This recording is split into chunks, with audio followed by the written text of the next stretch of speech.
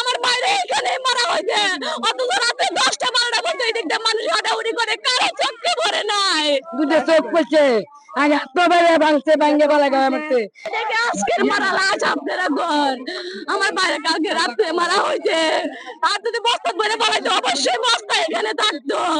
আমার বাইরে এখানে মারা হয়েছে, অথচ রাতে 10টা-12টা পর্যন্ত এই দিকটা মানুষ হাঁটাহুটি করে, কারো চোখে পড়ে নাই।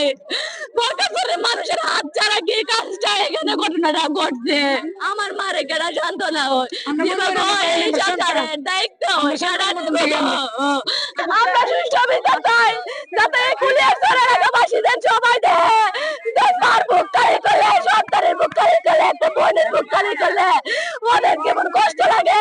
এটা তো তবে মারা না গো, কালকে রাতে বাচ্চা সারাদিন গেছে গো। তার মনে একটা ভয় লাগবো যারা মারছে আমি কিভাবে লাস্টে বেলাতে আছি, এই জায়গায় মারছে, অথচ একজনে মারে 4-5 জনে মারছে, 5টা লোকে মারছে, একটা লোকে মারে নাই। দুটো চোখ পড়ছে আগে এতবারে ভাঙছে ভাঙ্গে বলা গায়ে মারছে। পিছনকে এখানে বেড়ে বেড়েছে, পিছনে একটা গায়ে দিচ্ছে। মোবাইল আছে মারছে না মারছে না আমার বাইরে মারছে বাড়ি করতে আছে আমার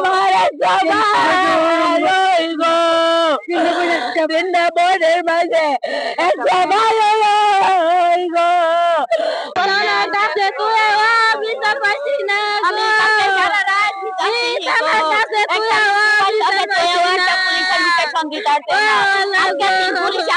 যদি লোকেশন দিত তাহলে আজকে আমরা জীবিত পাইতাম। লাইতে গেছি পুলিশ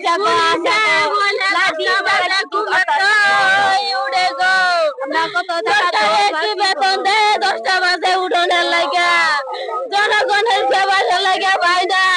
সানবিট সব দিবে সামাল।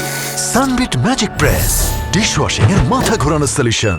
আজকে 5:30 প্রায় 5:45টার দিকে সংবাদ পাইছি যে বকরাচর ঈদগামারের কাছাকাছি এখানে একটা লাশ পড়ে আছে। তো সংবাদ পাওয়ার সাথে সাথে আমি আমার ফোর্স সহ অফিসার সহ আসছি, আইসা এরা লাশ পাইছি এখানে। তাকে যে কেউ অজ্ঞাত লোকের মাধ্যমে তাকে হত্যা করা হয়েছে। এটা তার পিঠে তার আঘাতের চিহ্ন পাওয়া গেছে, গলায় চিহ্ন পাওয়া গেছে, নাকে মুখে রক্তের চিহ্ন পাওয়া গেছে। এতে আমরা নিশ্চিত যে তাকে কেউ হত্যা করছে। এই হত্যার পিছনে কে জড়িত, কারা করতে পারে, এটা নিয়ে আমরা কাজ করতেছি। আপাতত লাশের যে প্রাথমিক যে আইনি বিষয়গুলি আছে, হ্যাঁ, লাশের সুরতাল প্রস্তুতপূর্বক লাশ মর্গে পাঠানো, এই কাজগুলি আমরা করতেছি। পাশাপাশি আমরা এই ঘটনার সাথে জড়িত কে থাকতে পারে এগুলো নিয়ে আমরা কাজ করতেছি, তদন্ত অব্যাহত আছে।